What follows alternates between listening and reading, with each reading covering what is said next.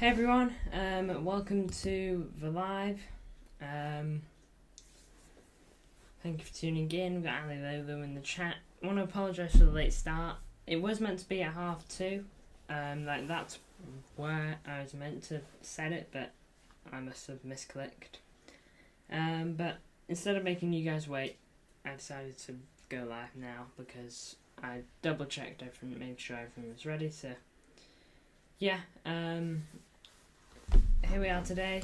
Obviously, a lot to talk about over. Oh, sorry about that. I didn't mean to do that. Obviously, a lot to talk about over the past couple of days. If you're wondering where a review is for the match against Nottingham Forest, we do not have one because I didn't watch the game. I know nothing about the game. I saw the highlights.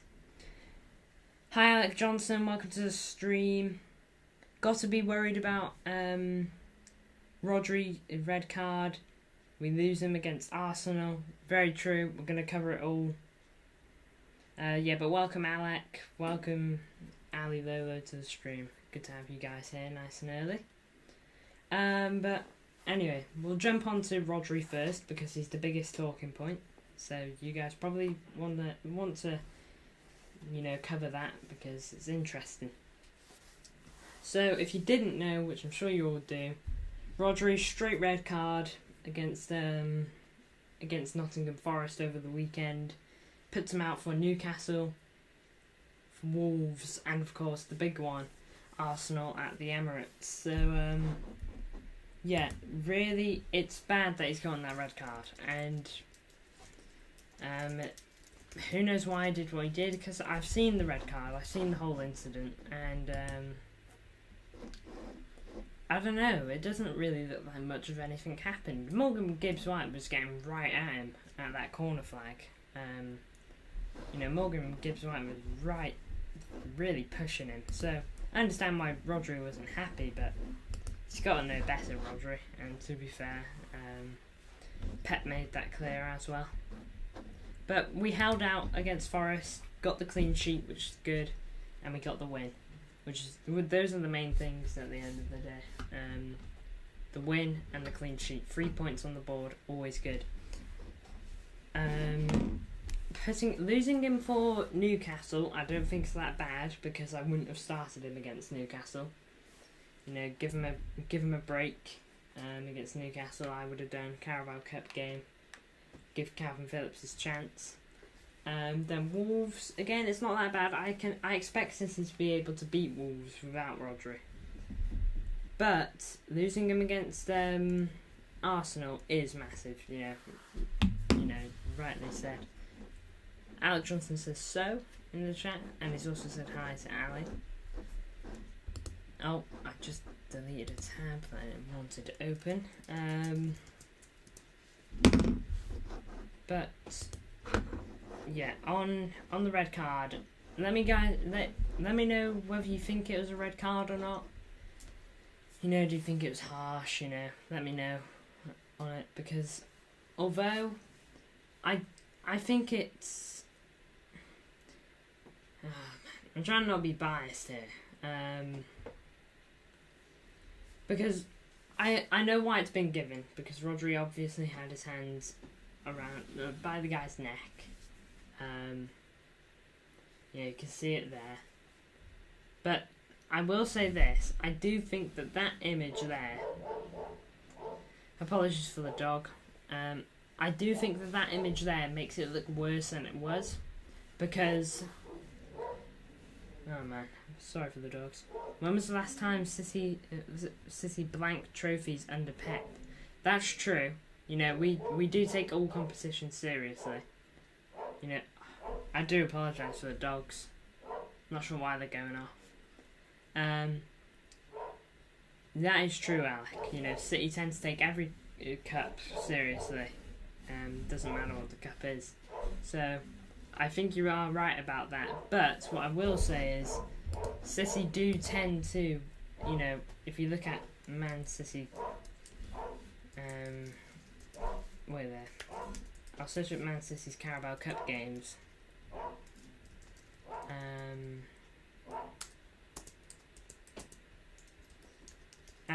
perfect example is actually Southampton. You know, when we lost to them in the quarterfinals last season. This was City's 11. Stefan Ortega, obviously our backup keeper. Gomez, who, you know, was the left back that hardly played last season. Laporte, who, again, he was the centre back who hardly played last season, hence why he got taken off.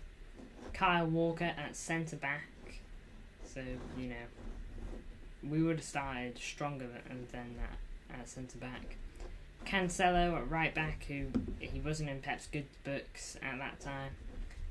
A midfield of Palmer, Phillips and Gundogan, and then a front three of Grealish, Alvarez and Foden. So, although I do think we take it all seriously, we definitely do rotate in the Carabao Cup. So I suspect Kalvin Phillips will start against Newcastle, based off of that. But yeah, on the red card, I do think that image looks worse than it is, because really it's not like he's actually throttling him. He's kind of just pushing him like that. Although that's still not good, and I do think it's a red card. I think people comparing it to the Casemiro thing, because Casemiro literally had his hands around his, basically here, and was like walking him, you know, so I think it's a red, because Rodri shouldn't have his hands anywhere near the guy's throat. He should know better than that. I suspect it is red, but it's nowhere near as bad as the Casemiro thing. But either way, whether it is or isn't, it's 3 games gone. So, that's it on the Rodri thing. Huge miss on for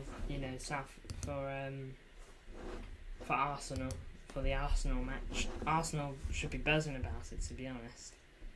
You know, at the Emirates, you know, that's huge for Arsenal. Really is big. But we'll deal with it, because we do deal with this. I still think City can beat Arsenal without Kevin De Bruyne and without Rodri. It's difficult, it's harder, there's no doubt. But Pep always seems to find a way in these kind of things. Alright, I know he hasn't had to be in a situation where he can't start Rodri or Kevin De Bruyne or even John Stones and maybe even Jack Grealish or whoever. Okay, 'cause, you know, going for an injury blip at the moment as well. He always seems to do something and it tends to work. So it's, some fans say Rodri deliberately did it to get a rest. Utter nonsense. It is utter nonsense, because he knows that the team needs him. Yeah, obviously he knows that his game time is almost ridiculous, to be honest. You know, he plays so much football for City, you know, and you just wonder how long he's going to be able to do it for. But he knows his value to the team. Like, he knows that. And if he did it for a rest, then in no way he would have genuinely apologised to the players, because Pep said that Rodri apologised after the match. You know, he said it in that interview. So there's no way Rodri did it so that he could, you know, get a rest and get a break. Yeah, if he was that desperate for a break, he would have said something. You know, if he felt like his legs were going to fall off or something like that, he would have said something, you know?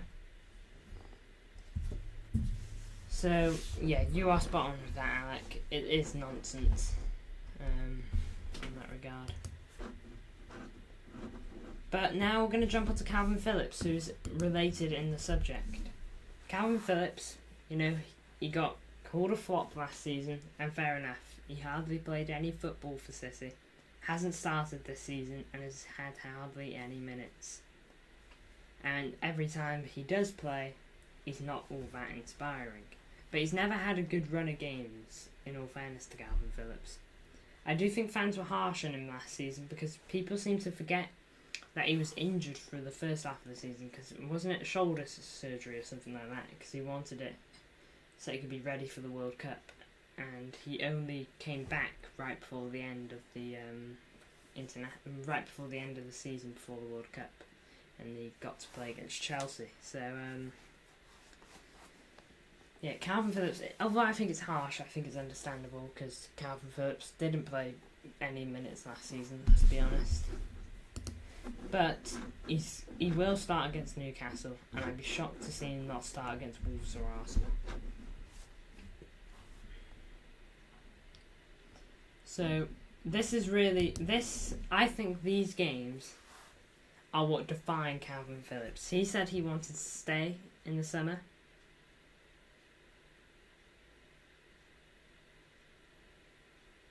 Apparently Arsenal wanted Phillips. I mean, how much do you reckon City could even get for Phillips? Like, if we were to sell him tomorrow, how much would we get from him? Because I don't think we would make our money back.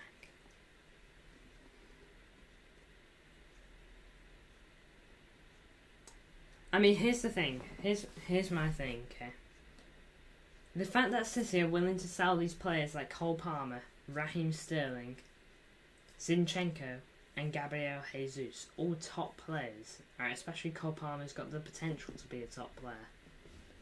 The fact that City are willing to let these go mean that we think we are capable without them. That we are capable to do what we do without them.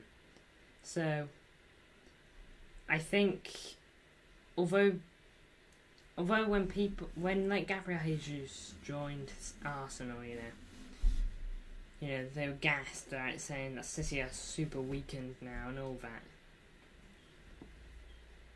We still do what we do. We still find a way, and we always will. So, you know, it's just a bit. Yeah. But if there is something that's good about the Arsenal game, Kovacic should be back, and Jack Grealish will be back, and maybe if we can have our fingers crossed for John Stones, but we really are in the dark on John Stones at the moment. Cole Palmer, stupid going to Chelsea. I agree, Alec. I think his career is in danger. I don't know why you go there. They are not even mid-table at the moment. They're having a horrendous season, as they tend to. You know, it just seems to be the standard of Chelsea at the moment. It's a silly decision. Because Cole Palmer, he said that if City sign a right winger, he'll probably leave. Does that mean he's not willing to fight for his spot? To fight for the shirt, you know? There's no player in this City team has the shirt nailed down. That's what Cancelo learned in January. And when he learned that, he went on loan to Bayern Munich and got benched there too. It seems like he's having the world to him at the moment at Barca. You know, he's loving it there. But, you know, genuinely the worst club I would have gone to. Like, if he even went to Luton Town, maybe he could have been that player that, like, somehow keeps them up, you know? He's, like, carrying the whole club on their back, if you get what I mean. Or maybe he goes to Brighton. I thought Brighton would have been the perfect move for him. Goes to Brighton, gain some real experience under a great manager, you know? It's just, it really is silly. Cole Palmer, I don't know who told him that was a good idea, but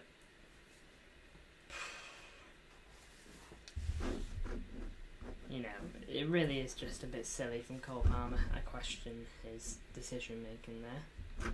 I'll be back in a minute. It's absolutely boiling in this room and I need a drink, so I will be back in a minute or two. See you very soon.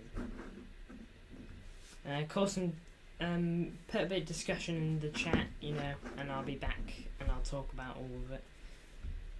But, you know, we'll finish off Kalvin Phillips and then we'll jump onto injuries next. See you in a minute.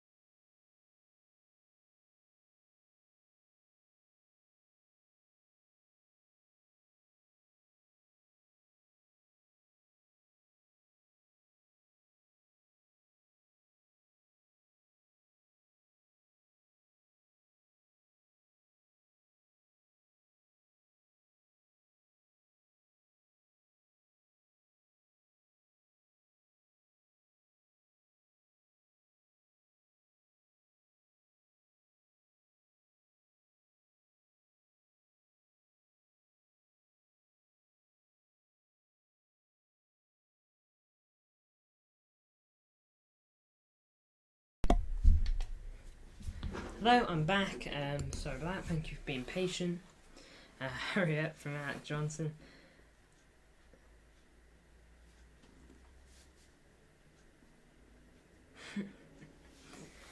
Oh man, it's big stuff though happening at City. Really is, you know, so much going on. But Kalvin Phillips, you know, it really is make or break now for his City career. It really is, this is going to determine whether Pep can really trust him or not. But anywho, here we are. You know, we just gotta hope that we get it right at the end of the day. Now then, we'll jump on to injuries at the moment. We are getting better. Jack Grealish obviously got a couple minutes against Nottingham Forest, which is good stuff. Jack Grealish, no, sorry. Let me have a look. I'm not sure on Bernardo Silva. It's not too bad. Hopefully, he'll be back before Arsenal. Hopefully that'll be the case.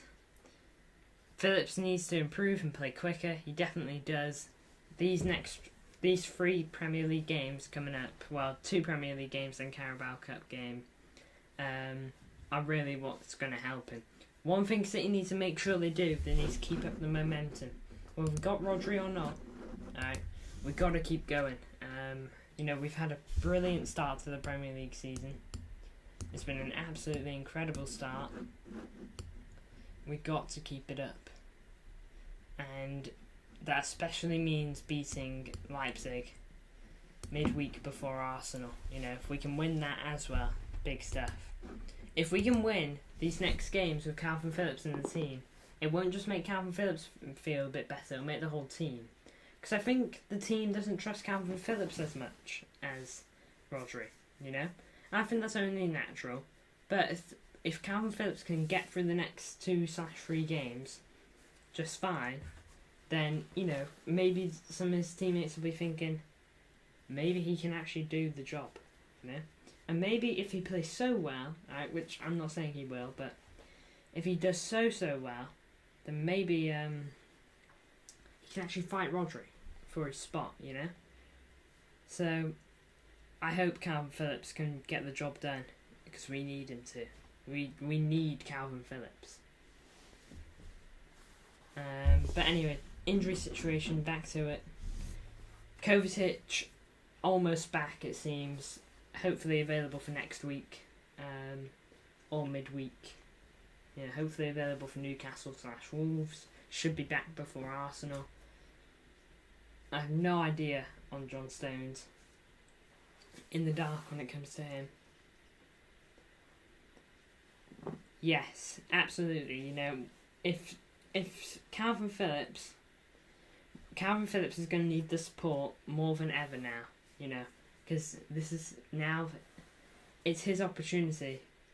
And City fans, no matter what we think about him, we got to back our players. Whether we trust him or not, we have to back him because in the end, they're walking out on the pitch.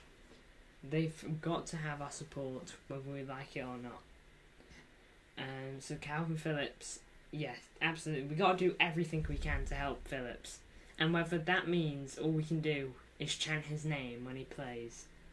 Or, you know, put a nice tweet out about him, or defend him online, or whatever, okay? If that's all we can do, then we gotta do it, don't we? So, yeah, that's that when it can in that situation.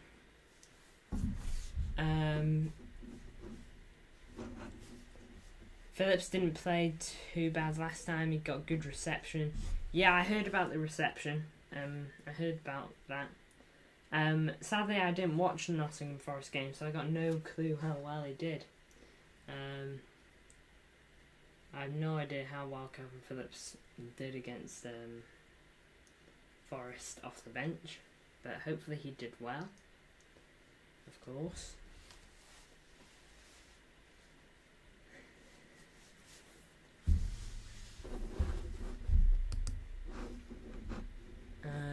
Anyway, now then, we're going to go on to Mateus Nunes real quick, because Mateus Nunes has been getting a lot of praise from City fans recently, from what I've been reading and seeing.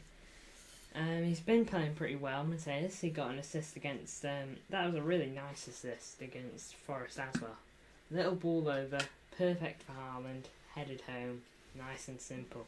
He looks good, Mateus Nunes, from what I've watched of him and what I've heard.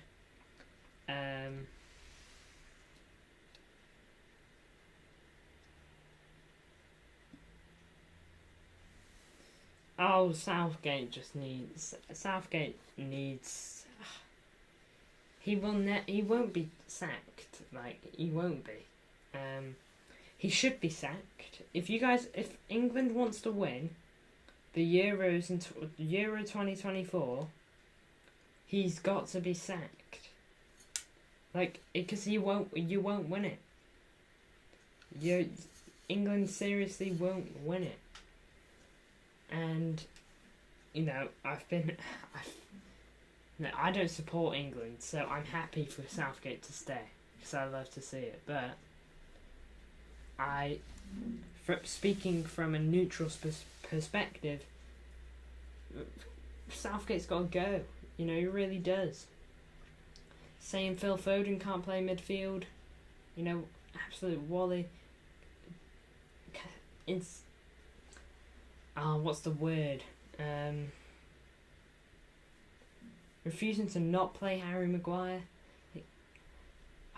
The fact that he keeps playing Harry Maguire is bewildering, And the fact that he went out and called everyone bullies online. In the end, Harry Maguire puts in bad performances and he gets criticised for them. That is the long and short of it. You like this Nunez lad? He's very good. Up to him now. Doku and him were class in a recent game. Yeah, I remember watching the highlights, and Doku set up Alvarez, but it was a really good block by the defenders. So, Doku does look good. I really like the look of him.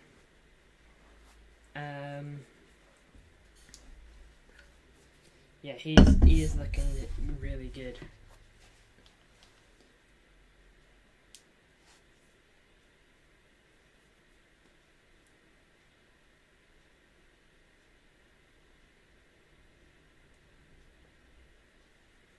Southgate and the FA yes man, he won't last. So here's the thing, that I think that might be the reason why he does last. I think the FA might like a yes man, a guy that won't call anyone out in interviews. Southgate doesn't have the nerve to come out into an interview and say the attitude from these players stinks. Not that I think the attitude does stink, but he'd never say that. He'd only speak highly, he'd speak, I love all these lads, they're my squad, they've done me so well so far, and all that, all that kind of stuff. So he'll never put in a bad word, and I think that might just be what the FA like. I think Southgate should have been sacked after that horrendous run in the Nations League, where you finished, 4th or 3rd? Horrendous run in the Nations League. Somehow he survived the job, but don't even ask me. Silly if you ask me, genuinely.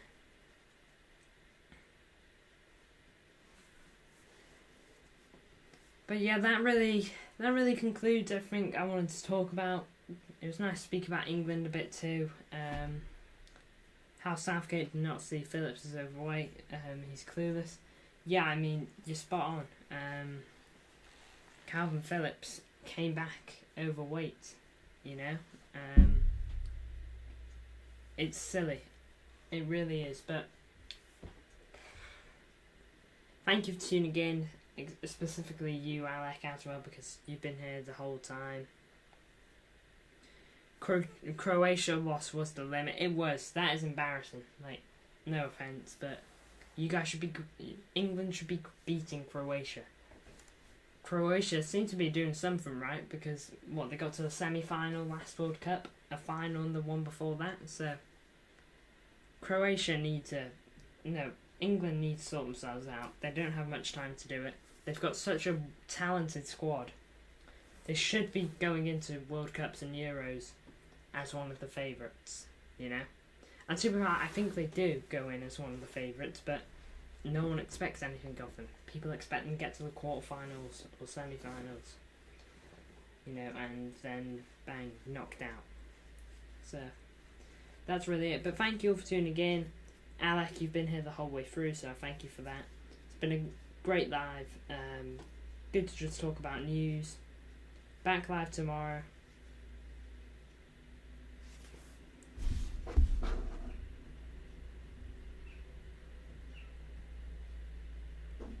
Better in late evening. Alright, Alec. Better in late evening. I'll do more late evening. I wasn't sure what you guys would like more. I wasn't sure if you want earlier streams or later streams. But if you want a later stream, then I can definitely sort that out. Might do a Crystal Palace Man United watch along tomorrow. So feel free to tune into that. I'm not sure if I will or not. I might do a poll on the community tab. So feel free to vote on that. Pleasure, mate. Yeah, thank you for tuning in, Alec. You know, it's great stuff. So, thank you all. Your support is great as usual. Obviously, live on Wednesday for the Newcastle watch along.